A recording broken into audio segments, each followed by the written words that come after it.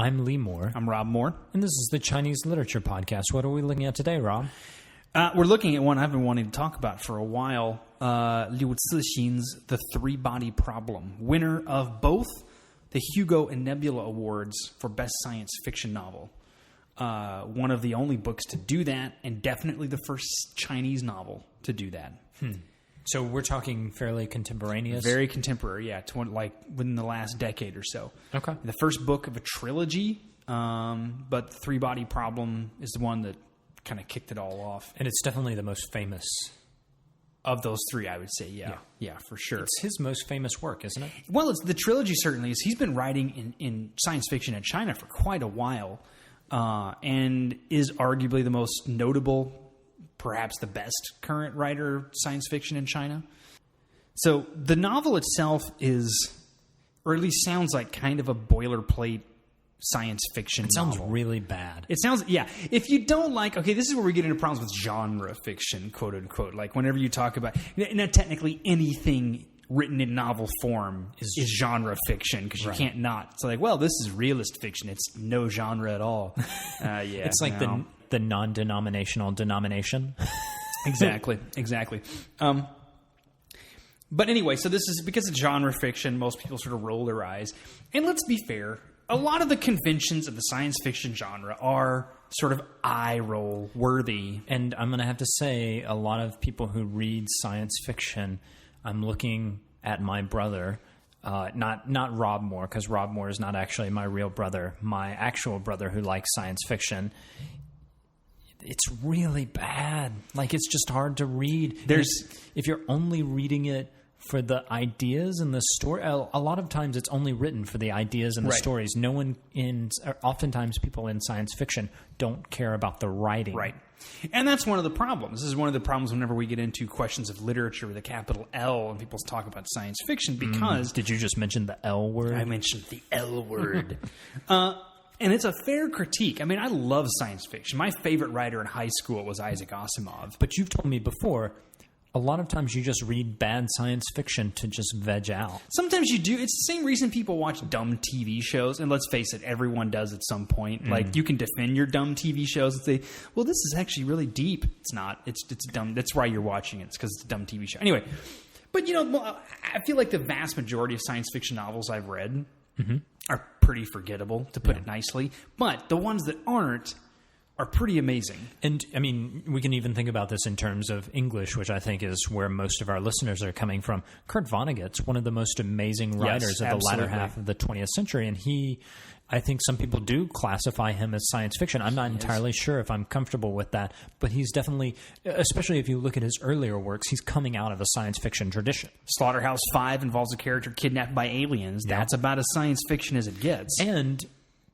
similarly, I hadn't thought of the kind of corollary, but Slaughterhouse-Five, like Three-Body Problem, they're both using this alien thing to deal with this very radical, violent period and try and understand it. And that's a really good segue, because the plot of The Three-Body Problem is basically an alien invasion, but the book doesn't get to any notion of alien invasion until about 75% of the way through. Most of what happens before then either takes place during the Cultural Revolution or deals with the political aftermath of the Cultural Revolution. Just help the listener out here. An alien invasion does happen, right? Eventually, yes. Well, this is the trick, though, and I feel like I'm going to be giving things away, but what makes the series so interesting is that there is an alien invasion, but it's coming. It's not here yet. So the series explores the years because they know the aliens are coming, but it's like 400 years in the future. So what does the world do to prepare for this thing? That's kind of the series. What makes, for me, The Three-Body Problem so interesting is, first, it's being rooted in the Cultural Revolution. I don't know any science fiction novels that deal with that. And second, it does it in a way that sets a lot of the conventions of sort of alien invasion stories completely on their heads. In this book, for example, and I won't say the name of the character or what they do specifically, but there's a character who essentially, because of the destruction wrought on their lives by the Cultural Revolution, makes a decision on their own that enables the alien invasion. And this character makes that decision knowing that it means the destruction of all human life on Earth, and decides it's a good call because human beings don't deserve to survive. And this becomes a view shared by a lot of people in the novel. So I've never experienced a story like this where a significant portion of the characters want to be destroyed. So could you, Rob, just give the listener a brief plot summary? So the basic idea of the plot is that the story starts out in the Cultural Revolution, and there's a character whose father is killed by the Red Guards at Peking University. She herself is a gifted astrophysicist, and in order to escape being politically purged, signs up with a work unit in Mongolia. And through a series of events, becomes involved in a top-secret project in the mountains. Later in the story... Well, the story jumps back and forth between the Cultural Revolution events and the events of the current day. And in the current day, there's another character who's involved in sort of high-tech research on nanomaterials. And this particular character begins to realize certain things are not the way they're supposed to be in the world around him. He starts seeing a countdown appear in his photographs, and it only appears for him, for example. That sort of thing. Anyway, the characters go back and forth, and you begin to uncover a sort of global net of people who are involved in an online game called The World of the Three-Body Problem. And it's a weird sort of story within a story thing where the character signs on to the internet to play this game. And in every iteration of the game, there's a world that's destroyed because it's orbiting 3 suns. So no matter what they do, their civilization always gets destroyed. They're trying to figure out a way around this. And by about 3/4 of the way through, and this is a bit of a spoiler, so if you don't want to know, just stop the podcast and skip, that the game itself is actually set up by an alien race whose world does orbit 3 suns and is systematically annihilated, and so their civilization can't advance too far.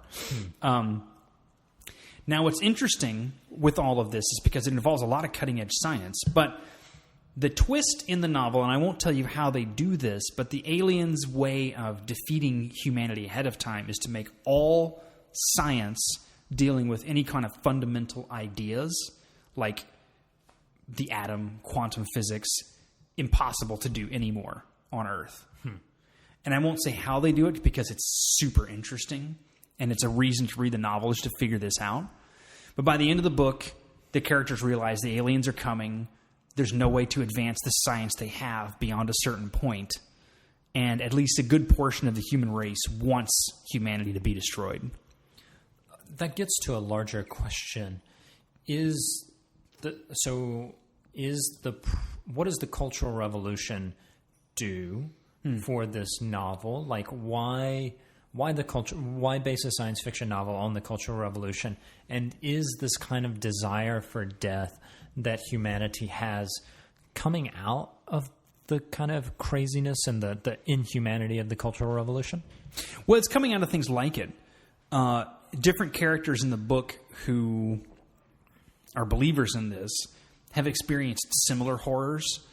One notable character has been doing research on an island, but multinational corporations have clear-cut all the vegetation, or are clear-cutting it, and essentially destroying the entire ecosystem. And he's looking at the destruction of things that have been there for millions of years, and he's thinking, what are we doing? Like, who are we anymore?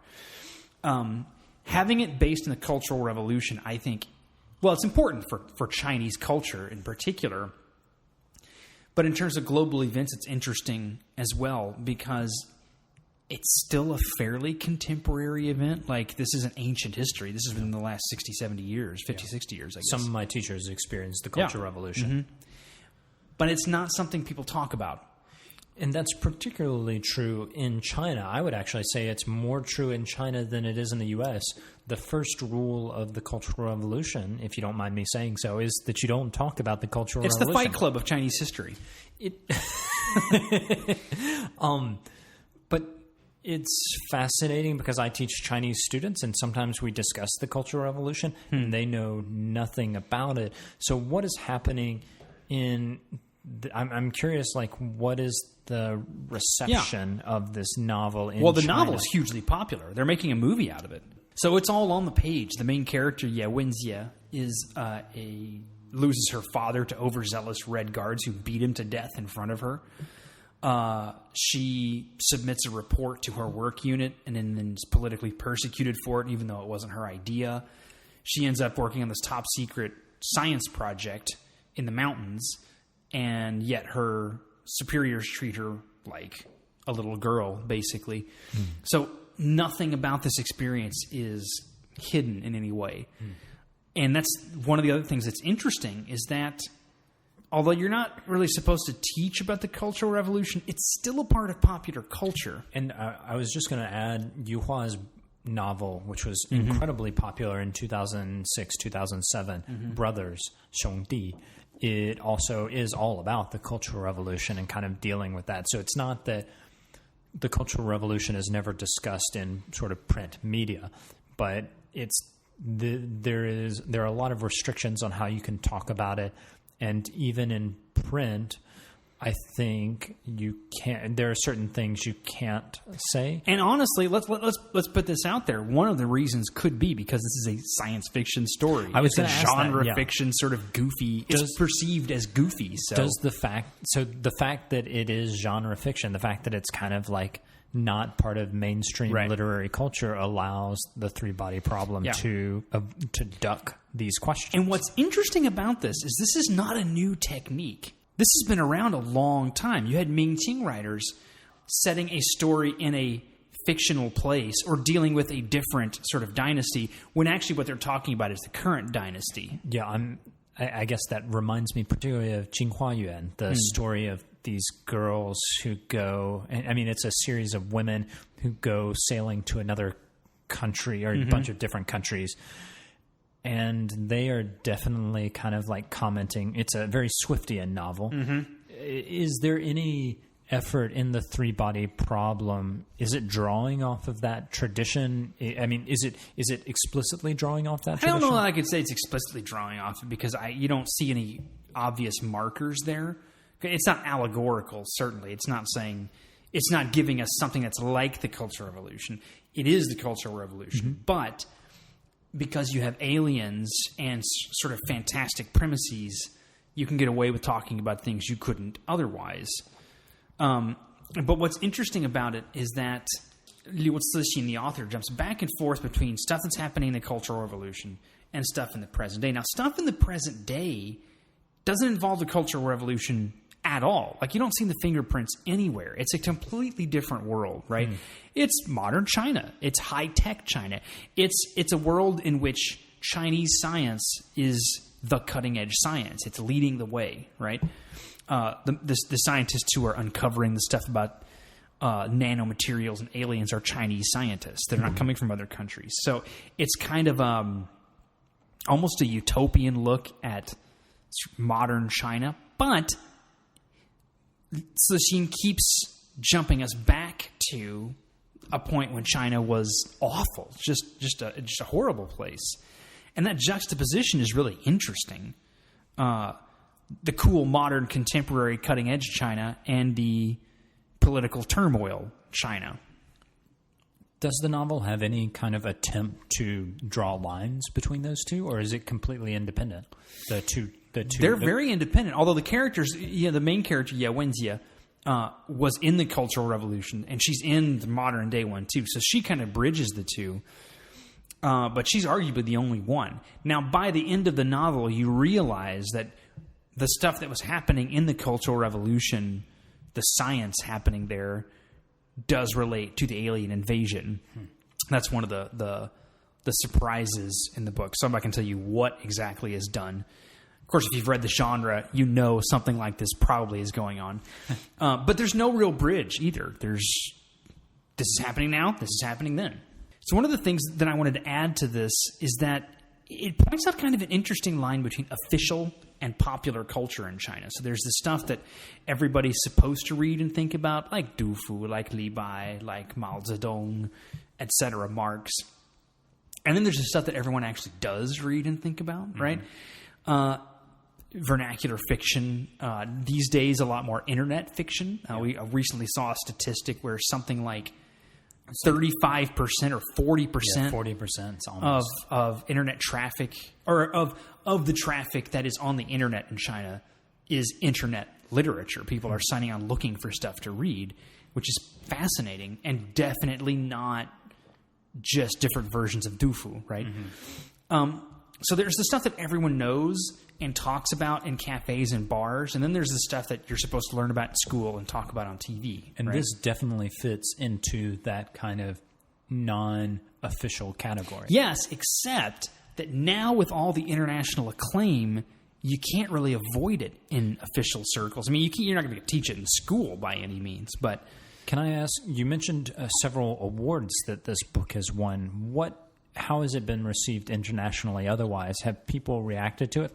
Well, that's what I mean. The Hugo and Nebula Awards are international science fiction awards. Yeah. But how do they deal with the Cultural Revolution? Because I'm guessing international audiences are a lot less aware of what's happening during the Cultural Revolution. Well, I mean, I taught this novel in a course over the summer. Okay. And my students here at the University of Oregon had never heard of the Cultural Revolution. But Liu Cixin does a very good job at presenting the conflict in a way that you understand what's going on, right? It's political persecution.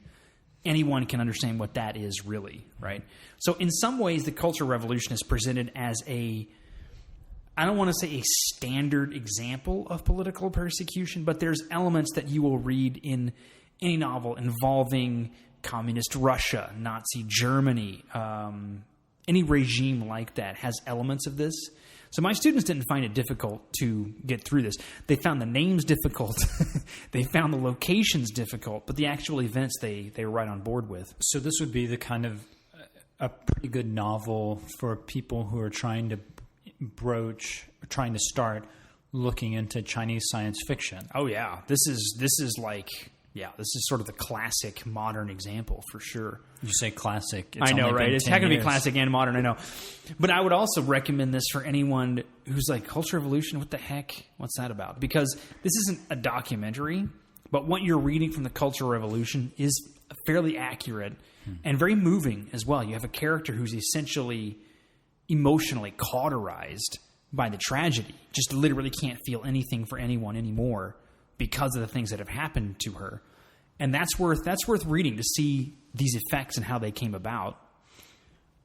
I think that's a good place to end it. Do you have any more thoughts? Nope, that's all I've got. All right. Well, I'm Lee Moore. I'm Rob Moore. And this is the Chinese Literature Podcast.